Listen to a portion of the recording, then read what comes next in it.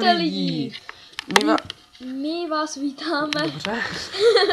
My vás vítáme u úplně prvního videa a chtěli jsme to začít hnedka tutoriálem.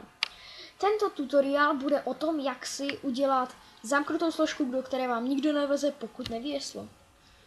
Výborně, takže tady první psychomen mě, nás uvítal, to jsem rád. Takže já bych přišel k tomu tutoriálu, jo. Takže výborně, takže obyčejně si vytvoříme novou složku. Nemusí se nějak jmenovat, prostě obyčejná nová složka. Rozklikneme si tu složku, v ní si vytvoříme nový textový dokument. Ten se taky nemusí nějak jmenovat, to je jedno, můžete to nechat takhle.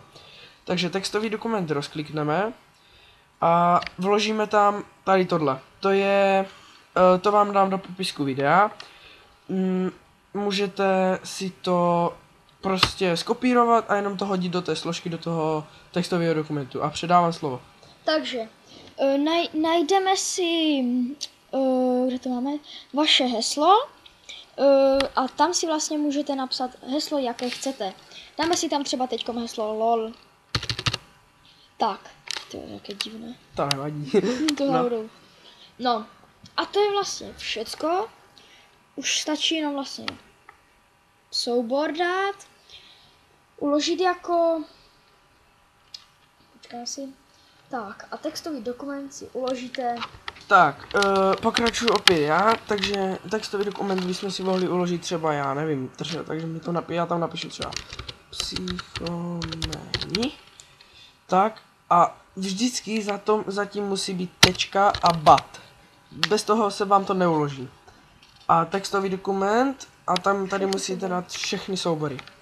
A uložit. A uloží a tohle vykřičkovat. A už se vám tady vytvořilo takový, udělám to takhle.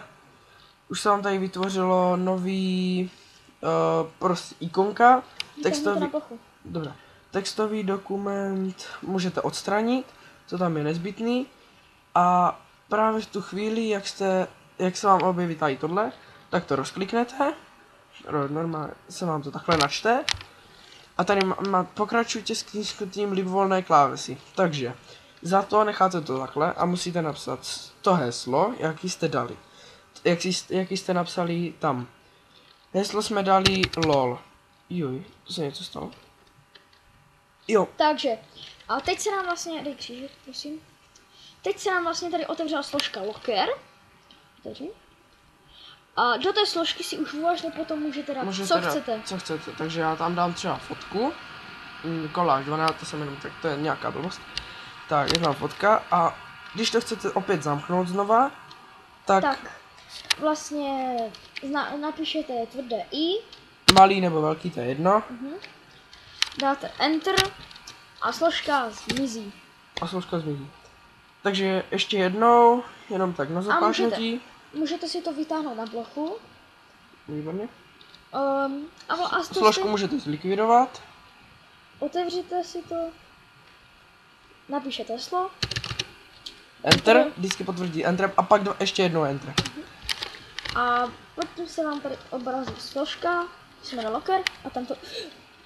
A tam to máte. To byla moje složka, nevadí. Dobře, takže tohle by bylo všecko. A nesmíte jich mít víc, protože pak se vám to do sebe syká. Jo, přesně tak. Pochopili jste? Jste to viděli přesně.